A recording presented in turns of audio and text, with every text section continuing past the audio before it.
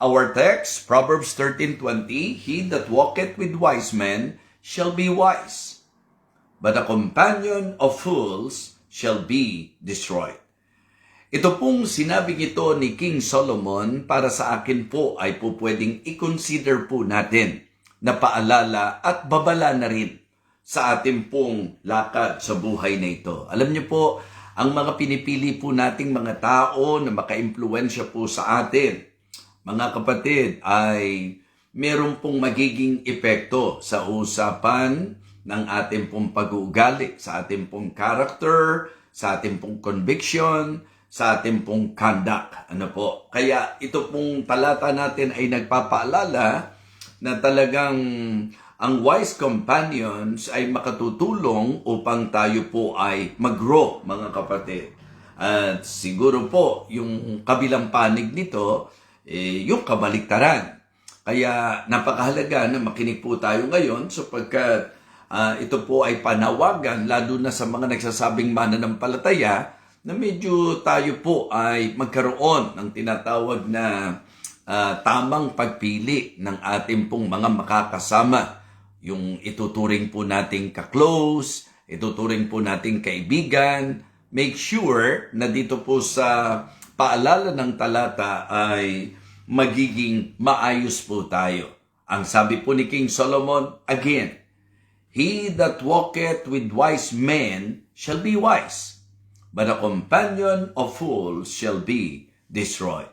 Sa ating pong magiging pagtalakay, kukunin po natin ang masasabi po nating puntos na gagabay po sa atin para sa usapan ng lakad natin, ng buhay natin, lalo na nga po sa pagpili ng dapat nakakasama po natin. So, ang unang makikita nyo po sa talata natin ay ang kahalagahan ng ating pong paglakad na kasama po ang mga pantas. Yes. Actually po, yung pong wise dito ay lumalagay sa katayuang sila yung mga nasa tama. Sila yung mga nasa Panginoon. So, walk with the wise. Yan po ang unang puntos natin. Kasi ang sabi po ng unang bahagi ng text natin, He that walketh with wise men shall be wise. Siguro, alam naman natin yung pong kasabihan. Sabihin mo sa akin kung sino kasama at kaibigan mo, at sasabihin ko sa iyo kung sino ka. Sino nga po ba yung na-enjoy nating makasama? Sino po ba ang talagang giliw na giliw tayo na nakakasama po natin? Of course, yan po'y magpapakilala kung anong klaseng pagkatao meron tayo at kung sino po tayo. Ang Biblia po ay nagturo sa atin na isa sa dapat medyo ingat po natin ay ang pagpili ng makakasama. So, let us walk with the wise. Yan po ang aking unang bahagi na tatalakayin sa inyo. Pamilya, Psalm chapter 1, verses 1 and 2. Blessed is the man that walketh not in the counsel of the ungodly, nor standeth in the way of sinners, nor sitteth in the seat of the scornful. But his delight is in the law of the Lord, and in his law that he meditate day and night. Katulad ng binanggit ko po, yung tinutukoy na wise dito ay ang mga nasa tamang panig, nasa tamang buhay, tamang lakad. Yun po ang tinutukoy na wise dito, mga kapatid. Okay, kaya po titingnan natin, tayo po ba ay tama sa mga taong pinipili po natin, sa mga gusto po nating kalapit natin. So, ito po, hindi para maging judgmental po tayo at hindi po para manghusga po tayo ng ibang tao. But again, it is because of the concern of the wisest king, kaya sinabi po niya ito. Ito po'y katotohanan. Ito po'y katotohanan na kung saan dapat po magbigay ng babala at magbigay ng gabay sa atin. Sino ang dapat mong makasama? Sino ang mas dapat nating gustuhin makasama?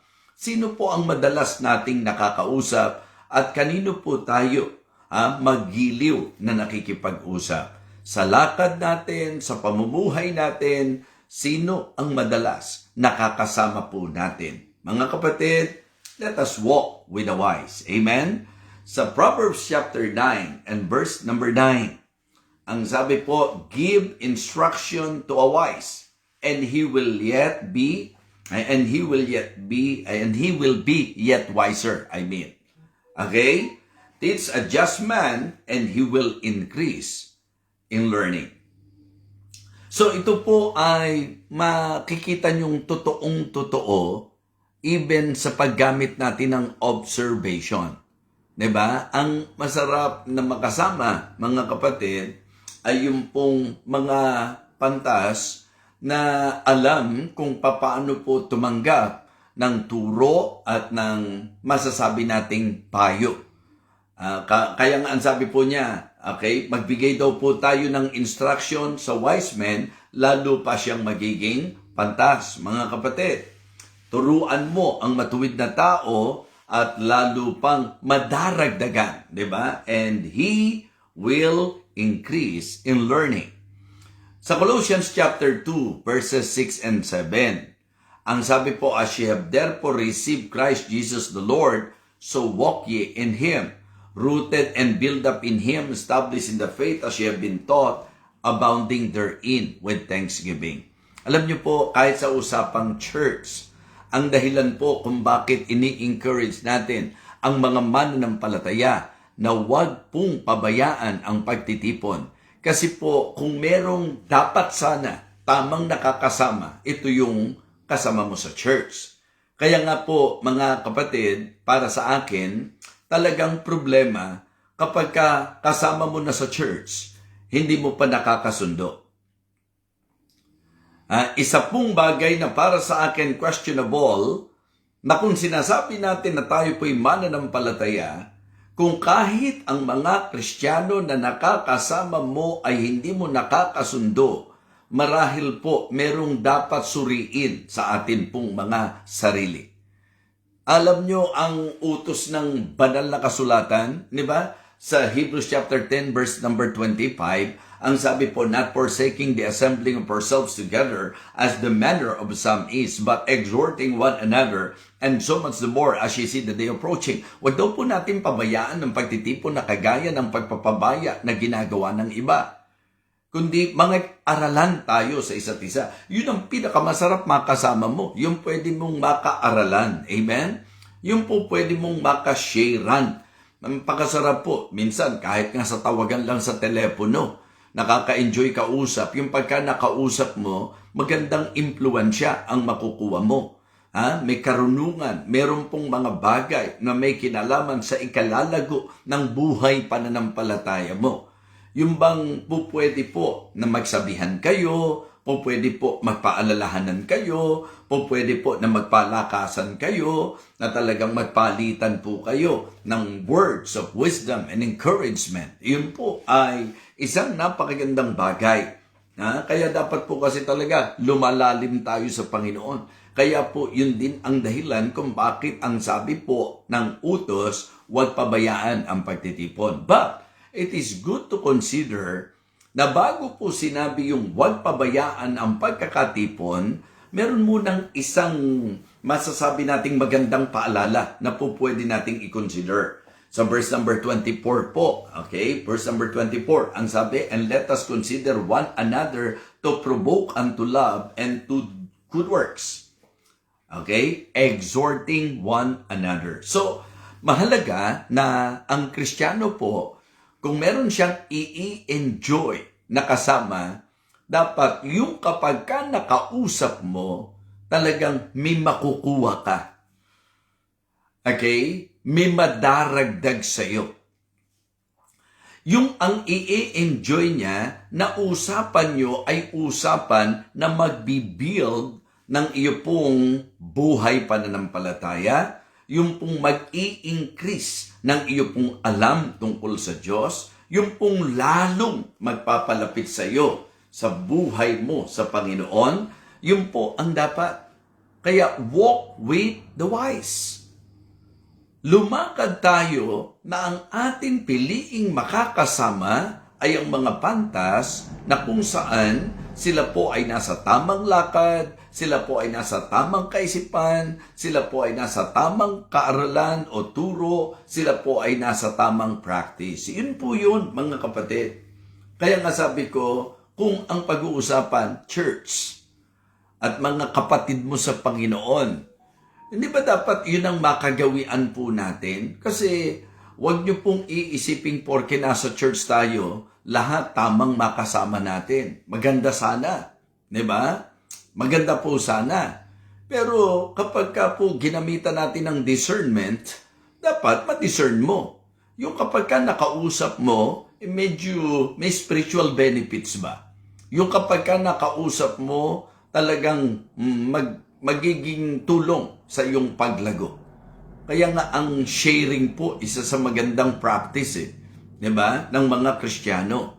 Hindi chismis ang makatutulong. So, ingatan nyo po na ang nakakasama nyo lagi, mapanira, ang nakakasama nyo lagi, yung pong magne-negative ka. Ang masarap na makasama mo, yung titibay ka sa pananampalataya. Mga kapatid, yan po ang sakit kadalasan ng ibang nasa gawain po ng Panginoon. Yung bang kaya nagkakaroon po ng masasabi po nating hindi magandang takbo sa buhay natin bilang mga Kristiyano na nagkiklaim na gawain ng Panginoon. Kasi po, minsan nag-entertain po tayo. Hindi ho kapantasan yung tayo po'y nag-uusap ng kapintasan. Di ba?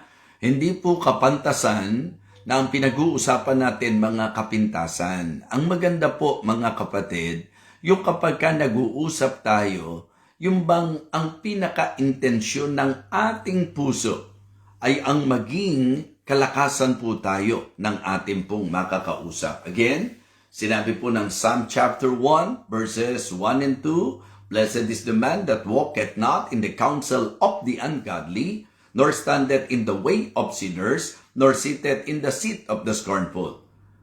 But his delight is in the law of the Lord. So yun po mga kapatid, yun dapat maging saya natin, yun tungkol sa kautusan ng Panginoon. Kaya nga sabi ko, it is good that as we listen to this message, mag-evaluate po tayo. Sino ang enjoy nating kausap? Sino ang enjoy tayo na nakakasama? Kapag ka ang enjoyment mo ay sa mga kasama na puro kalukuhan lang, di ba? Puro mga masasabi nating taliwas, doon po sa mga aral, pintas dito, pintas doon.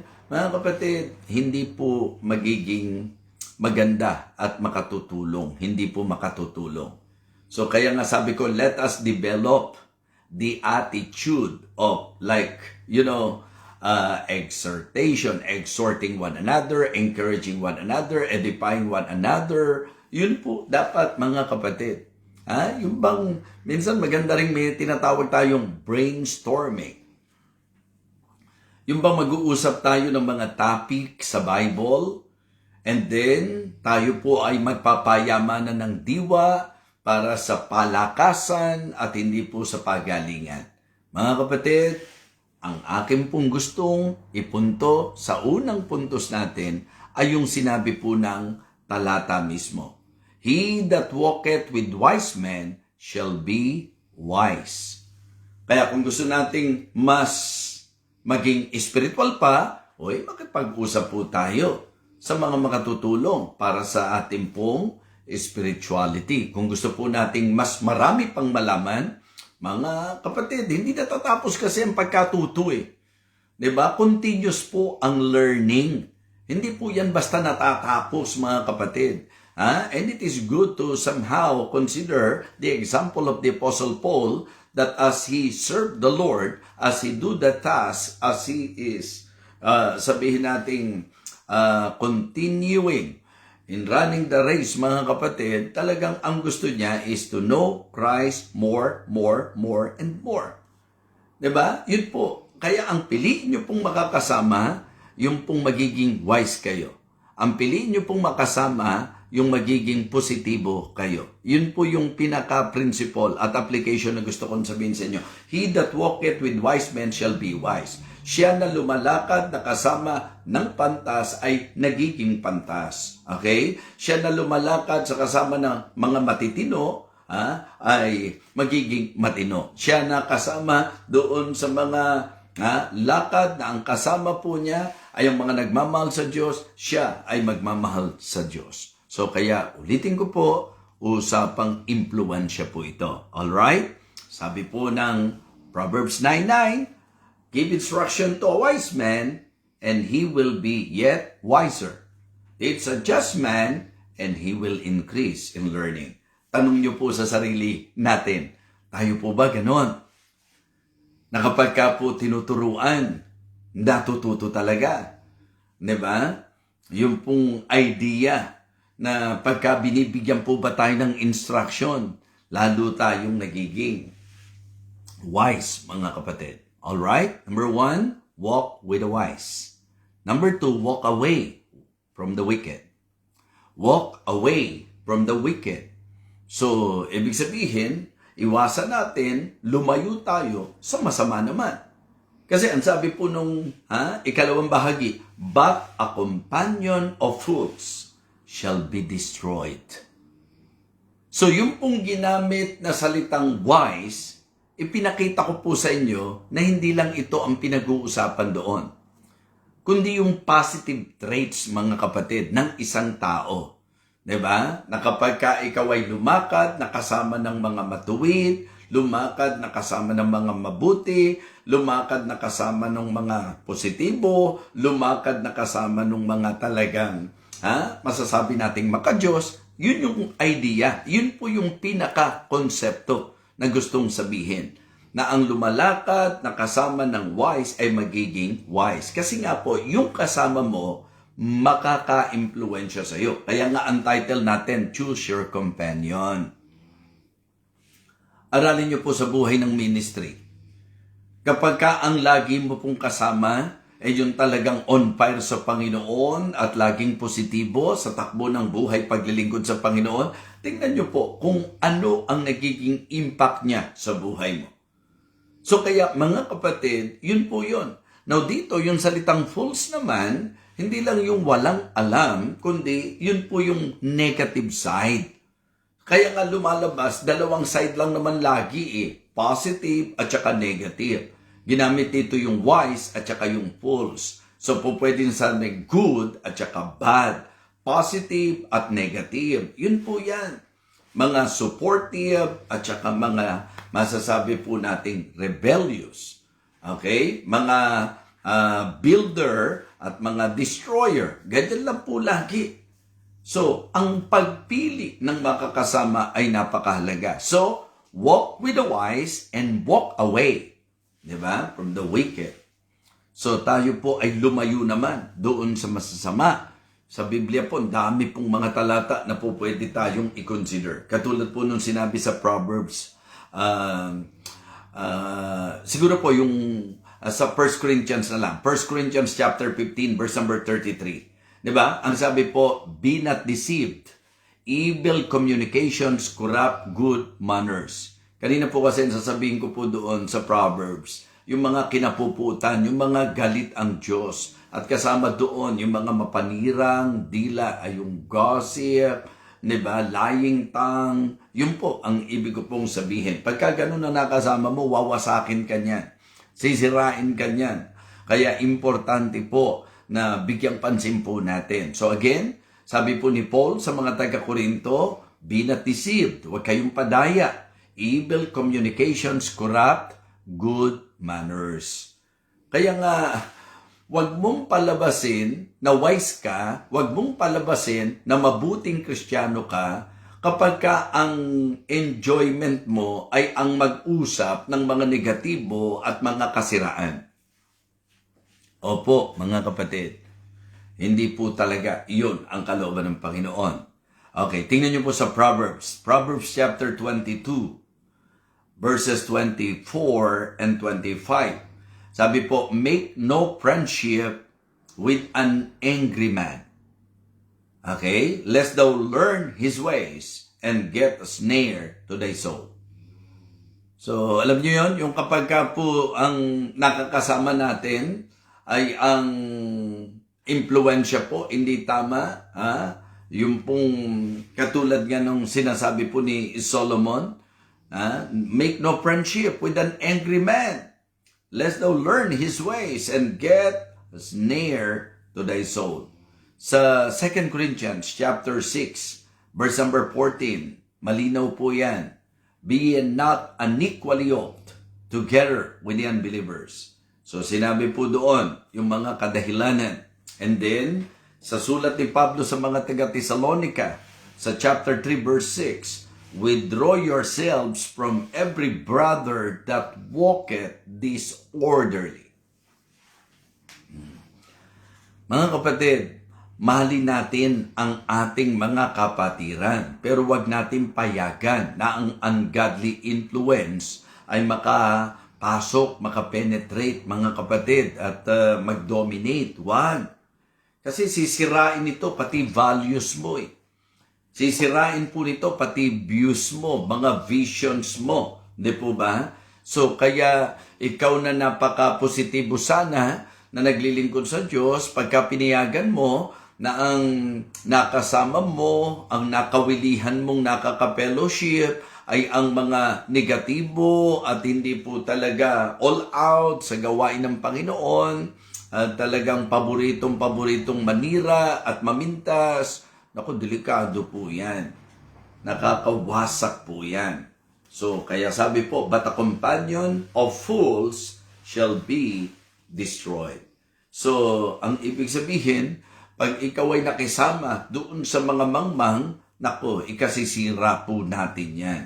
Kaya mga Kristiyano, mag-isip-isip po tayo. So, una po, walk with the wise. Okay? Sabi po ni Pablo sa mga taga-Efeso, and have no fellowship with the unfruitful works of darkness, but rather reprove them. Yun po ang paalala lang sa bawat isa po sa atin. And then, pangatlo po, siguro po, ang magandang bigyang pansin po natin ay yung pong maging liwanag tayo sa madilim na sanglibutan ito.